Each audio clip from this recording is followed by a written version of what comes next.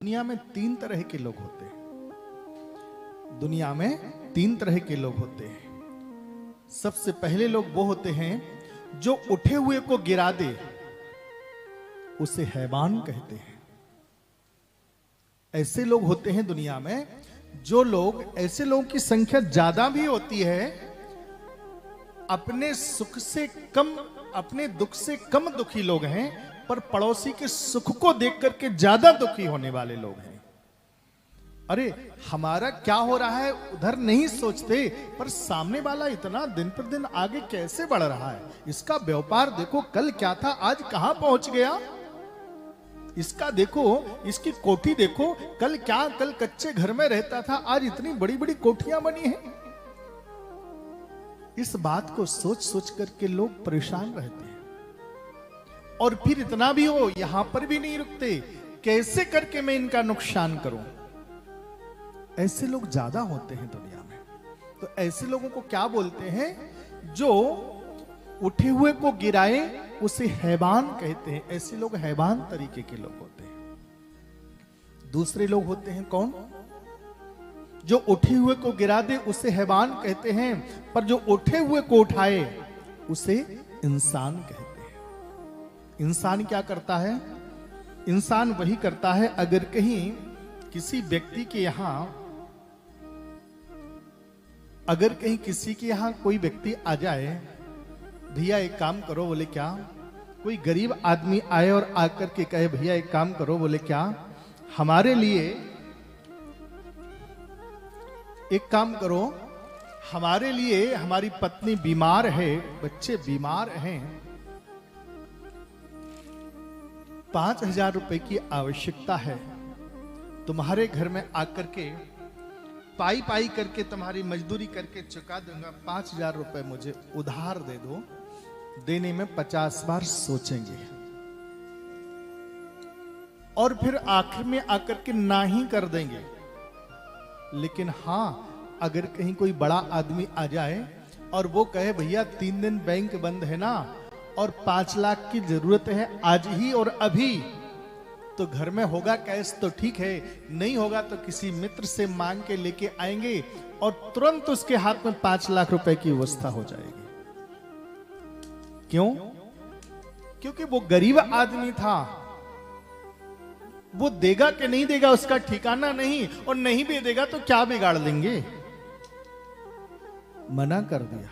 लेकिन जो बड़ा आदमी आया तो मन में रहता है आज इसको आवश्यकता है, कल हमको भी कहीं आवश्यकता पड़ गई तो हमें भी लेना पड़ सकता है, तो उसकी पूरी व्यवस्था कर देंगे। ऐसे लोग क्या होते हैं? ऐसे इंसानों की मानसिकता होती है। जो उठे हुए को गिरा दे उसे हैवान कहते हैं, पर जो उठे हुए को उठाए उसे इंसान कहते हैं। लेकिन एक तीसरे तरीके के लोग भी होते हैं दुनिया में। तीसरे लोग कौन होते हैं? एक गांव था, गांव में, जो गांव था ना, वहां पर एक चौधरी साहब रहते थे। गांव के चौधरी थे, बड़े आदमी थे। उनके यहां एक व्यक्ति नौकरी करता था, बहुत दिन हो गए, पत्नी का स्वर्गवास हो गया। एक बेटी घर में थी, बेटा था नहीं। इसने क्या किया, बेटी विवाह के योग्य होगी, सोचा बेटी का विवाह करूं। लेकिन ईमानदार व्यक्ति था, बहुत ईमानदार था। ईमानदार जो होता है ना, ईमानदार व्यक्ति का पेट ही भरता है, घर नहीं भरता। पेट तो भरता था खूब, पर घर नहीं भरा था। लेकिन हां, एक दिन इसके मन में आया अपनी बेटी का विवाह करूं। अब बेटी के विवाह के लिए धन की आवश्यकता थी, धन था नहीं घर में, क्या करूं? पर स्वाभिमानी था, मर जाऊं मांगू नहीं अपने तन के काज। मैं मर जाऊंगा पर मांगूंगा नहीं किसी से। लेकिन क्या करूं, बिना पैसे के काम भी तो नहीं चलेगा। संयोग की बात, घर में एक 2 एकड़ का खेत था। रात्रि में ही विचार किया, एक काम करता हूं, अरे बेटी का विवाह ही तो करना है ना, और मेरे घर में है भी कौन, ये 2 एकड़ का खेत है ना, इसको बेचे देता हूं। अब इतनी जल्दी खेत खरीदेगा भी कौन, कोई खरीदने वाला भी नहीं मिला। तो अपने मालिक के पास पहुंच गया, चौधरी साहब मेरी बेटी का विवाह है, 15 दिन शेष बचे हैं, विवाह करना है, पैसा नहीं है घर में, लेकिन चिंता मत करना, मैं मांगने नहीं आया हूं, मैंने एक निर्णय लिया है, मेरे घर में एक 2 एकड़ का खेत है, मैं उसको बेचना चाहता हूं। चौधरी साहब ने कहा फिर चाहते क्या हो? बोले आप इस खेत को खरीद लो। कितने का है? वैसे तो पूरा 10 लाख का है, लेकिन मुझे आवश्यकता है और तुम मेरे मालिक हो, 8 लाख दे दो, दे दूंगा। चौधरी साहब ने कहा नहीं खरीदूंगा। मालिक 6 लाख दे दो ना, काम चल जाएगा। चौधरी साहब ने कहा नहीं खरीदूंगा ना, 4 दे दो ना, चल जाएगा काम, इतने में ही काम चला लूंगा। चौधरी साहब ने कहा नहीं खरीदूंगा। नौकर ने अपनी पगड़ी को उतारा, चौधरी साहब के चरणों में रख दिया, अपने मस्तक को झुकाया, आंखें भर आई, रोंदे हुए गले से बोला मालिक मना मत करना, मेरी बेटी का विवाह है, हाथ पीले करना है, समय है नहीं, किसके पास में जाऊं, पूरी जिंदगी भर तुम्हारे यहां मैंने नौकरी करी है, मेरे मालिक हो, एक काम करो, केवल 2 लाख दे दो, इतने में ही बेटी की पेली हाथ कर लूंगा। चौधरी साहब ने कहा रुको मैं आता हूं अभी।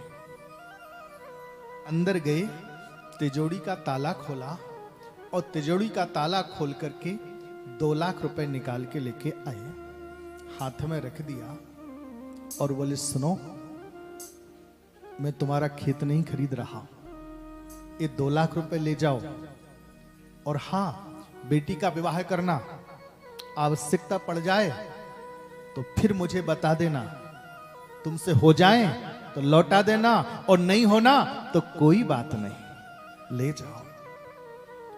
वो गरीब व्यक्ति के हृदय से दुआओं पर दुआएं निकली, रोते हुए कंठ से आशीर्वाद देते हुए वहां से निकला।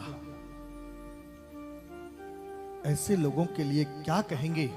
बोले ऐसे लोग इंसान नहीं होते, जो उठे हुए को गिरा दे उसे हैवान कहते हैं, और जो उठे हुए को उठाए उसे इंसान कहते हैं, पर जो गिरे हुए को उठा दे उसे तो भगवान कहते हैं, उसे तो भगवान कहते हैं, उसे तो भगवान कहते हैं।